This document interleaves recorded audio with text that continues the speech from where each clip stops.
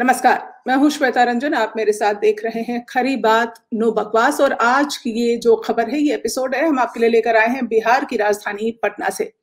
जी हाँ, कल बिहार में एक एडवाइजरी जो है वो जारी की गई। मैं उसको स्क्रीन पर लाना चाहूंगी। पहले आप उस एडवाइजरी पर नजर डालिए, देखिए एडवाइजरी क्या कहता है। इस एडवाइजरी के हिसाब से सरकारी पदाधिकारियों के संबंध में सोशल मीडिया, इंटरनेट पे अवांछनीय व्यक्ति संगठनों द्वारा जारी की जाने वाली आपत्तिजनक टिप्पणियों के संबंध में ये एडवाइजरी है, जो कि बिहार पुलिस मुख्यालय आर्थिक एवं साइबर अपराध विभाग की तरफ से जारी किया गया। और तमाम अलग अलग विभागों के सचिवों को ये जो है एडवाइजरी, ये सर्कुलर उन तक पहुंचाया गया, जिसके माध्यम से एक बात जो सामने आई वो ये कि अगर आप बिहार में रहते हैं या बिहार की राजनीति में दिलचस्पी रखते हैं, या अगर आपके दिल में कोई भी ऐसी बात है जो कि वहां के विधायक, मंत्री, नेतागण या फिर सरकारी पदाधिकारी के बारे में आप कुछ लिखना चाहते हैं, तो आगे से आप कतई ना लिखें, क्योंकि ये एडवाइजरी कहती है कि अगर आप ऐसा करते हैं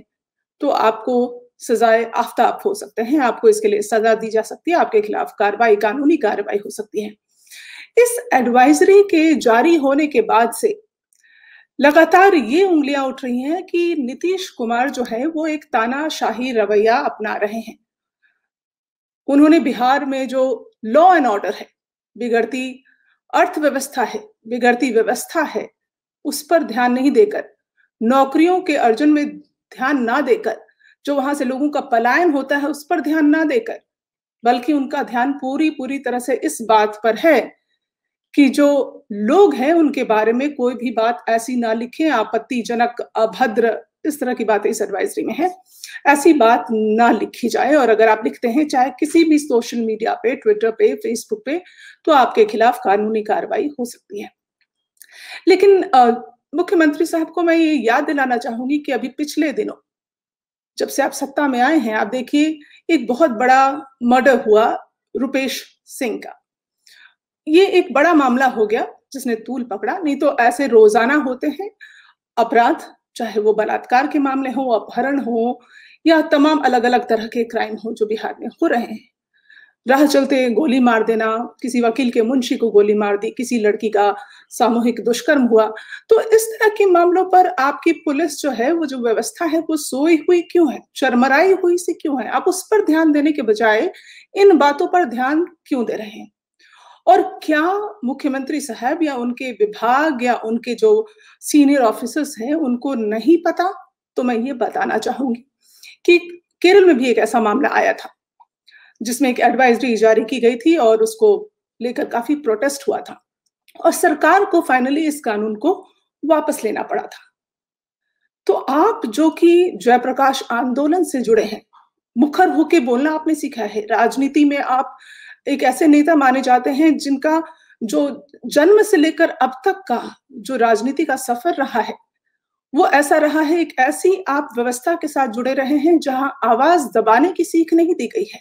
राम मनोहर लोहिया के साथ आपका वास्ता रहा है, उनकी नीतियों पर आपने चलना सीखा है, जयप्रकाश नारायण की नीतियों पर आपने चलना सीखा है।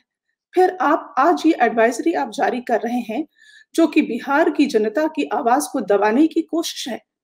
यह आपने कहां से सीख लिया मुख्यमंत्री जी? और अगर आपने ये सर्कुलर जारी किया तो तमाम जो विरोध की आवाजें उठ रही थी, मैं कहूंगी तेजस्वी यादव की तरफ से भी जो एक बयान आया, उसको भी मैं ट्विटर पे उन्होंने लिखा, उसको मैं साझा करती हूँ इस वक्त।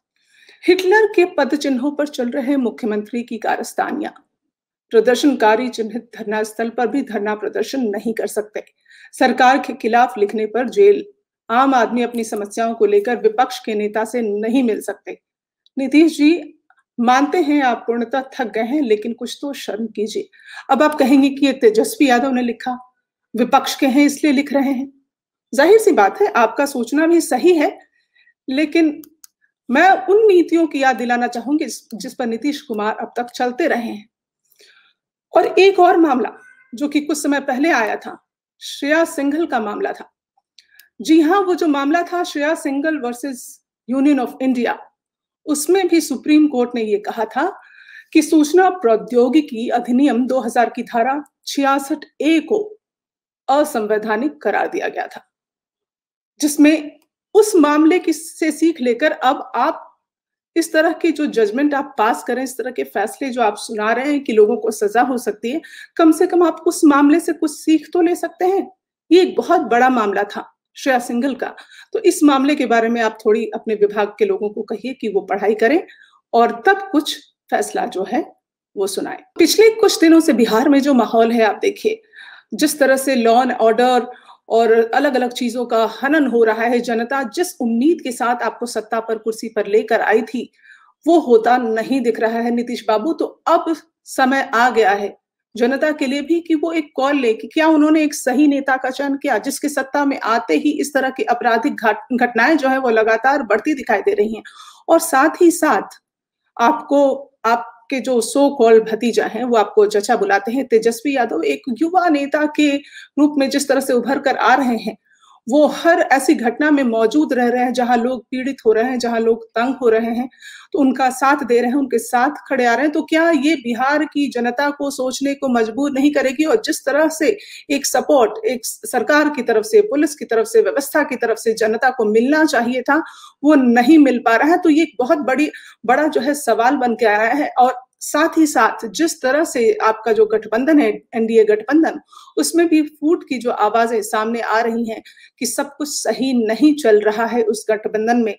तो सबसे पहले तो नीतीश बाबू, ये जरूरी है कि आप अपनी व्यवस्था को संभालें और लोगों की आवाज को दबाने की कोशिश नहीं करें। इस खबर में फिलहाल इतना ही। फिर मिलती हूँ आपसे एक नए मुद्दे के साथ। दीजिए इजाजत। नमस्कार।